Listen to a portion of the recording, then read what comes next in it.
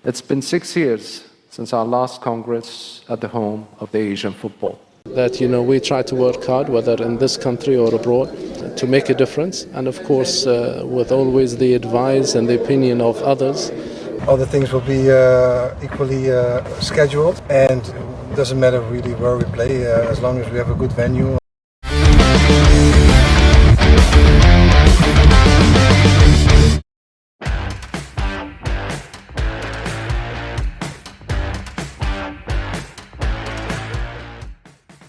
AFC telah mengumumkan pembagian pot drawing babak keempat kualifikasi Piala Dunia 2026 zona Asia.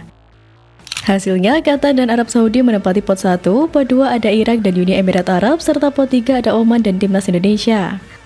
Lantas, apa indikator AFC dalam menentukan posisi pot drawing babak keempat kualifikasi Piala Dunia 2026 zona Asia?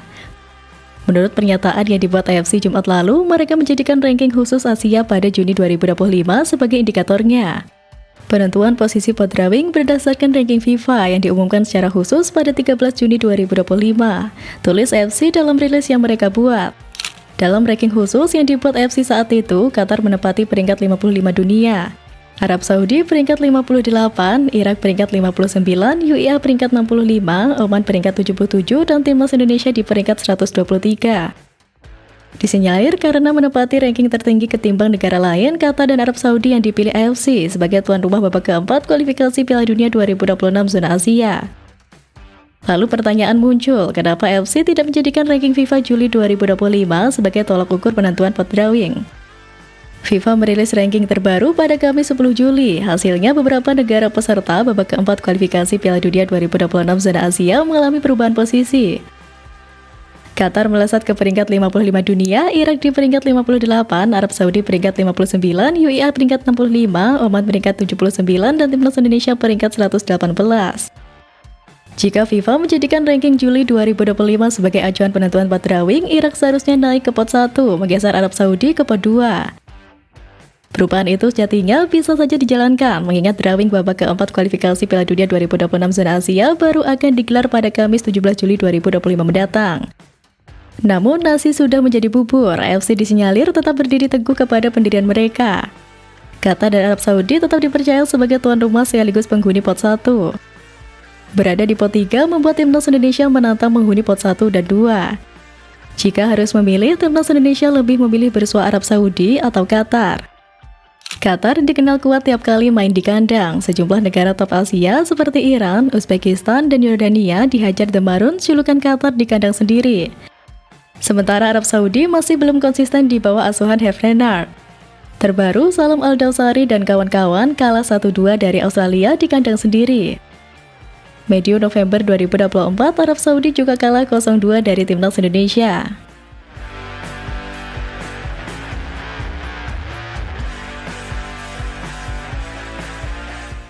Dan ternyata kecurigaan bukan datang dari fans saja. Seorang pandit asal Irak terang-terangan menyebut AFC menggunakan cara kotor demi memuluskan langkah Arab Saudi dan Qatar sebagai tuan rumah.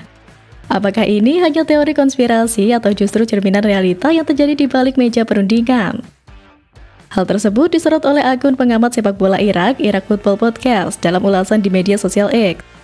Masalahnya sebagai berikut, Qatar dan Arab Saudi adalah tuan rumah, tetapi tuan rumah tidak boleh berada di grup yang sama. Jadi AFC atau FIFA sekarang menghadapi dilema. 1. Tidak menghiraukan ranking setelah bulan Juni 2025 dan menaruh Qatar serta Arab Saudi di pot tuan rumah. Atau 2. Memakai ranking terbaru, tapi berpotensi terjadi bentrok. Seluruh hal ini terlihat amis. Ini bisa dihindari jika AFC menunggu ranking terbaru sebelum menunjuk host. Mereka memilih memberikan dua negara kuat sebuah keuntungan kandang dan menyudutkan FIFA. Sebelumnya, setelah Indonesia dan Irak mencoba mengajukan diri menjadi host putaran keempat, FIFA mengonfirmasi bahwa Qatar dan Arab Saudi akan menjadi tuan rumahnya. Dan kini, setelah adanya perubahan rank FIFA, AFC dianggap tidak menghargai performa naik Irak dan penurunan Arab Saudi.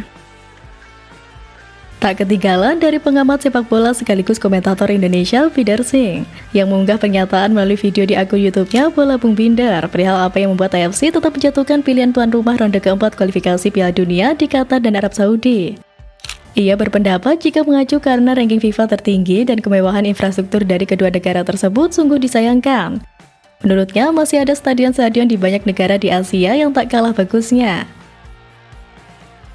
Jadi seharusnya memang venue netral aja. Dan saya pikir gak bisa juga AFC atau dalam hal ini FIFA memakai alasan bahwa yang dipilih adalah Qatar dan Arab karena memang di sana infrastruktur atau fasilitasnya bagus. Gak bisa seperti itu, juga ada kok negara-negara lain di Asia yang fasilitasnya bagus. Kan masih ada Jepang, masih ada Korea, Uzbekistan.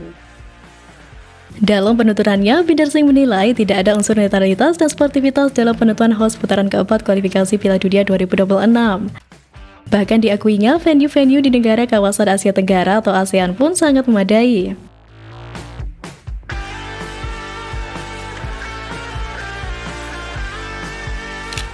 Dan ini bukan pertama kalinya ada yang menyebut beberapa negara Timur Tengah adalah anak emas AFC. Mulai dari keputusan wasit yang kontroversial hingga keistimewaan jadi tuan rumah, semua mengarah ke pola yang berulang. Apakah AFC sedang berpihak dan siapa yang dirugikan? Hal ini memperlihatkan perbedaan sikap yang diberikan oleh AFC kepada anggota-anggotanya karena seringkali menguntungkan negara asal Asia Barat. Dan timnas Indonesia pernah menjadi korban terbaru dari perbedaan sikap tersebut. Bahkan tak jarang ada suara-suara sumbang yang menyebutkan bahwa AFC bukan kepanjangan dari ASEAN Football Confederation, melainkan Arabian Football Confederation karena sering menguntungkan negara asal Jazirah Arab. Adapun negara-negara di Timur Tengah kerap kali diperlakukan anak emas oleh AFC, seperti saat timnas Indonesia bertandang ke markas Bahrain. Timnas Indonesia menjadi korban terbaru dari keberpihakan AFC ketika wasit asal Oman, Ahmed Alkaf, membantu Bahrain mencetak gol penyama kedudukan. PSSI sebetulnya telah memprotes kepemimpinan wasit tersebut kepada AFC, namun sampai saat ini tidak ada respon yang didapatkan. Saat Federasi Sepak Bola Bahrain atau BFA melayangkan surat protes, AFC langsung memberikan respon. Protes ini berkaitan dengan keinginan BFA memindahkan laga timnas Indonesia versus Bahrain di luar Indonesia demi alasan keamanan. AFC pun langsung memberikan sikapnya terkait surat tersebut. Selain itu, Qatar juga tak jarang mendapatkan keuntungan dari kepemimpinan wasit saat menghadapi berbagai laga internasional. Salah satu momennya terjadi pada final Piala Asia 2023. Qatar saat itu mendapatkan 3 hadiah penalti dari wasit asal Cina, Ma Ning, hingga akhirnya berhasil menang 3-1 atas Yordania dan keluar sebagai juara.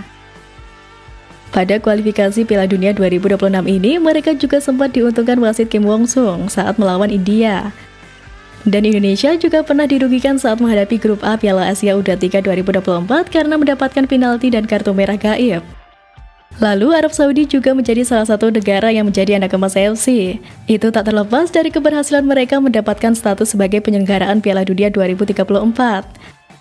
Dalam prosesnya, FIFA secara tidak terduga mempercepat proses bidding tuan rumah Piala Dunia 2034 dengan hanya memberikan waktu 25 hari bagi negara-negara yang berminat untuk mengajukan diri. Sementara drama itu terjadi, pelatih timnas Indonesia Patrick Kluivert memilih satu hal, fokus persiapan timnas Indonesia di round 4. Kluivert tampaknya telah mulai mengatur langkah strategis untuk menghadapi tantangan besar di round 4 kualifikasi Piala Dunia 2026. Terbaru yang mengadakan pertemuan bersama jajaran tim pelatih di Belanda sebagai bentuk awal persiapan menghadapi babak lanjutan kompetisi bergengsi tersebut. Informasi ini terungkap melalui unggahan di Instagram resmi @Patrick Kluivert di mana terlihat suasana rapat tim pelatih Garuda. Dalam foto tersebut hadir sejumlah nama penting yang tergabung dalam struktur kepelatihan timnas Indonesia, termasuk Alec Pastor, Danny Lanzat, Reggie Blinker, Quentin Jacoba, Bram Verbruggen, Jody Clinton-Berg, serta fisioterapis Leo Ethel. Kluivert menyisipkan pesan optimis dalam unggahan tersebut.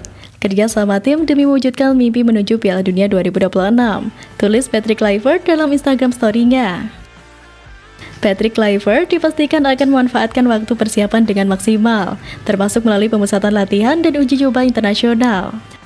Dengan sinergi tim pelatih yang solid serta semangat dari pemain, publik tanah air berharap timnas mampu mencetak sejarah baru dalam kiprah sepak bola dunia.